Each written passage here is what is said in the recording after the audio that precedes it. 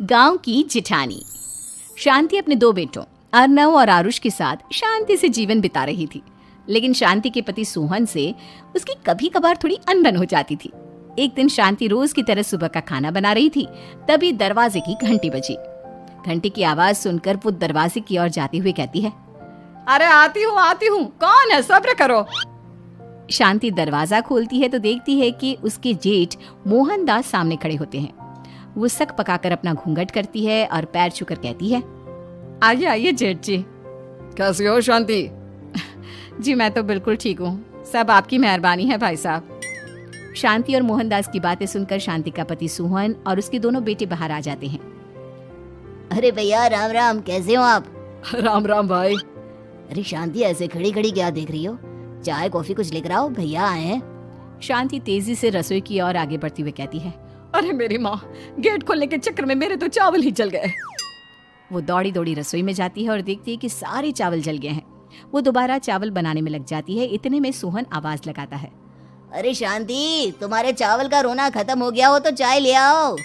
जी लाती हूँ अभी। शांति जल्दी जल्दी चाय बनाती है और मोहनदास को चाय देती है।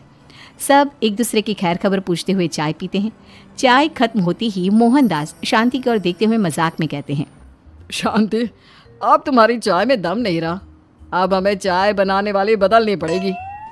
ये कैसे मुमकिन होगा जेठ जी, घर और बाहर का सारा काम मुझे ही करना पड़ता है और कभी कभी जल्दी जल्दी के चक्कर में काम बिगड़ जाते हैं, जैसे आज चावल जल गए। अरे इसी का तो हल लेकर आया हूँ। मैंने रिश्ता देखा है अर्नव और आरुष के लिए। दोनों लड़कियां बहुत सुंदर और सुशील हैं। अगर आप दोनों इजाजत दें तो बात करूँ आगे। सोहन और शांति रिश्ते की बात सुनकर कहते हैं, अब ठीक है, बात चलाइए ना भैया, पर पहले लड़की के बारे में कुछ बताइए तो सही। हाँ भाई साहब, लड़की कैसी है, परिवार कैसा है, कहाँ के रहने वाले हैं? देखो परिवार तो बहुत अच्छा है, पर वे दोनों लोग बहुत गरीब हैं। दहेज में कुछ मिलेगा नहीं। अरे हमें दहेज में कुछ चाहिए भी नहीं, बस लड़की संस्कारी होनी चाहिए। एक लड़की तो पढ़ी लिखी है और शहर की रहने वाली है, पर दूसरी अपनी गरीबी की वजह से पढ़ ना सकी और गांव में रहती है, लेकिन दोनों है बहुत खूबसूरत। अगर तुम सबको देखते ही पसंद ना आ जाए तो मेरा नाम बदल देना। हाँ, पर तो हम आंखें मूंद कर भरोसा कर सकते हैं भैया। आप आगे बात चलाइए, हम शादी करने को तैयार हैं। कुछ ही दिन में अर्नव और आरुष की शादी हो जाती है। आरुष की शादी अनपढ़ लड़की मंजरी से हो जाती है, जो कि बहुत भोली भी होती है, और अर्नव की शादी पढ़ी लिखी लड़की तनुजा से हो जाती है, जो कि घमंडी और चालू होती है। एक दिन मंजरी घर के काम कर रही थी कि अचानक शांति उसे आवाज लगाती है, बड़ी बहू, ओ बड़ी बहू, मंजरी जल्दी यहाँ आओ। मंजरी जल्दी जल्दी शांति के पास जाती है। बेटा मेरे पैर दबा दे, बहुत दर्द हो रहा है। जी माँ जी, बस बर्तन धोकर आती हूँ। अरे बैठ यहाँ, मेरे पैर में बहुत तेज दर्द हो रहा है, बर्तन छोटी बहू धो लेगी। मंजरी शांति के पैर दबाने लगती है तो शांति तनुजा को आवाज लगाती है, छोटी बहू, ओ छोटी बहू। तनुजा थोड़ी देर से आराम से चल कर आती है। जी माँ जी, आपने बुलाया मुझे? आपको कोई काम था क्या? तू कुछ काम कर रही है या? शांति की बात काटते हुए तनुजा बोलती है, कुछ नहीं माँ, फोन पर अपने घर पर बात कर रही थी। अरे बाद में बात करियो अपने घर वालों से, पहले जाके बर्तन धो ले। तनुजा मुंह बनाते हुए अपनी जिठानी की ओर देखती है और मन ही मन कहती है, ये महारानी वहां बैठी है, ये नहीं कि बर्तन धो ले। मैंने इतनी पढ़ाई बर्तन धोने के लिए की थी क्या? तनुजा दांत पीसकर वहां से चली जाती है। अगले दिन सब दफ्तर चले जाते हैं, तभी डाकिया चिट्ठी लाता है। शांति चिट्ठी लेकर मंजरी से कहती है, बड़ी बहू, जरा छोटी बहू को बुलाना, एक चिट्ठी आई है। मेरी तो आंखें कमजोर है तो मुझसे पढ़ा नहीं जाएगा। मंजरी तनुजा के पास जाकर कहती है, तनुजा, तुम्हें माँ जी बुला रही हैं। मुझ पर हुक्म मत चलाओ, काम बताओ काम। अरे मैंने तुम पर कहाँ हुक्म चलाया, और हुक्म चला भी दूंगी तो क्या हुआ, तुम तो मेरी छोटी बहन की तरह हो ना। तुम जैसी अनपढ़, जाहिल और गांव की गवार मेरी बहन नहीं हो सकती। बेचारी मंजरी तनुजा की बात सुनकर अपना सा मुंह लेकर रह गई।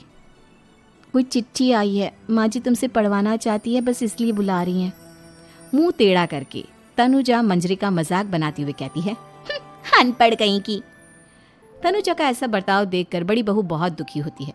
तनुजा को अपनी पढ़ाई का घमंड इतना हो गया कि अब वो घर के कोई काम नहीं करती और अपनी जेठानी का मजाक बनाती रहती। तनुजा का ये बर्ताव अब उसकी सास को भी नजर आने लगा था। एक दिन शांति ने अपनी बड़ी बहू से कहा, मंजरी, तनुजा हर समय तुम्हारा मजाक उड़ाती है, तुम्हें गुस्सा नहीं आता क्या?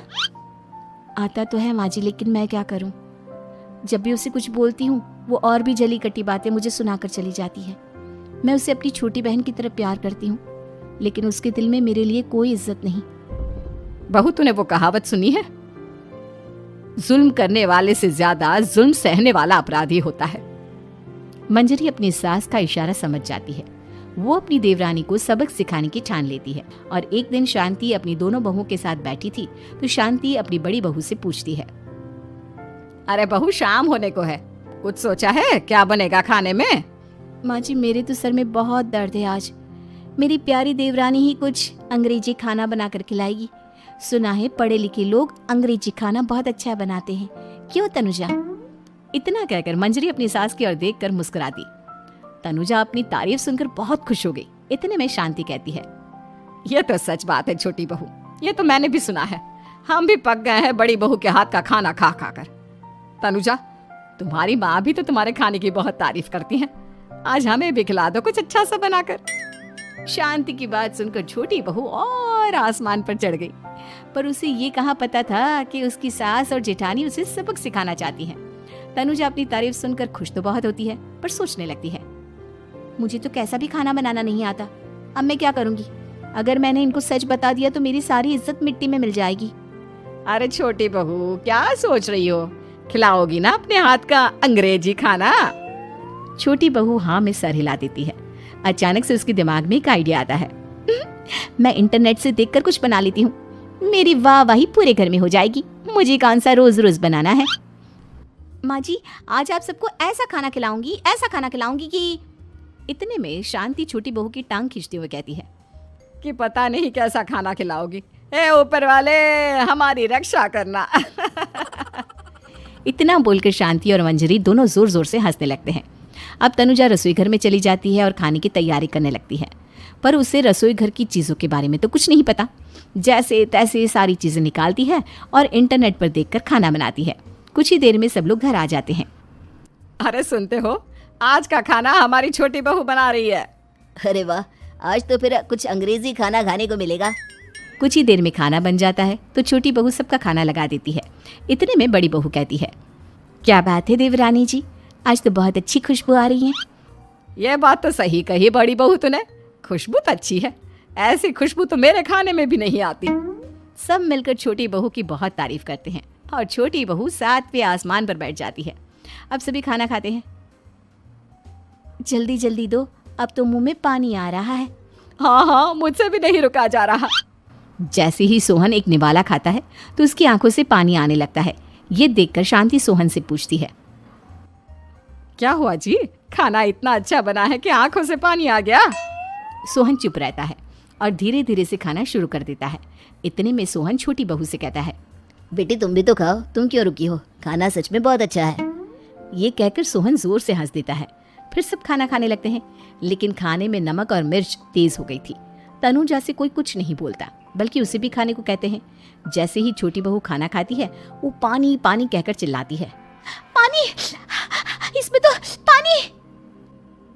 ये खाना तो सच में इतना अच्छा बना है कि हमारे साथ साथ देवरानी जी भी इसके स्वाद को कभी नहीं भूल पाएंगी। सही कहा बहू। तनुजा को अपनी गलती का एहसास हुआ और उसने अपनी सास से कहा, माँ जी ये मेरी गलती नहीं है, इंटरनेट पर दिखाया था कि 4 चम्मच नमक और मिर्च डालने हैं। अब मंजरी को भी मौका मिल गया और उसने तनुजा पर तंज कसा, नाच न जाने आंगन टेढ़ा, हर जगह अपनी पढ़ाई दिखाती हो, दूसरों का मजाक उड़ाती हो। अब पता चला ना, हर चीज़ में पढ़ाई काम नहीं आती। और तुम तो शहर में रही हो, तुम्हें तो मुझसे भी अच्छा खाना बनाना आना चाहिए ना। बेटा, अगर तूने ठीक से सब सीखा होता तो आज तुझे शर्मिंदा नहीं होना पड़ता। बात शहर या गांव की नहीं होती। मंजरी गांव से आई है, लेकिन उसे घर का काम करना और खाना बनाना सब अच्छी तरह से आता है। तुम शहर में रही हो, तुमने ये सब क्यों नहीं सीखा? छोटी बहू सर नीचा कर सबसे माफ़ी मांगती है और बहुत शर्मिंदा होती है। दीदी मुझे माफ़ कर दो, मैंने आपको बहुत बुरा भला कहा, पर आपने मुझे हमेशा ही माफ़ किया। आज मुझे अपनी गलती का एहसास हो गया है। अब दोनों बहुएं मिलकर घर का काम करने लगी और एक दूसरे को अपने गुण बांटने लगी। मंजरी ने अपनी देवरानी को खाना बनाना और घर का काम करना सिखाया, वहीं तनुजा ने भी अपनी जिठानी को पढ़ना लिखना सिखाया। शांति और सोहन ऐसी बहुएं पाकर बहुत खुश थे।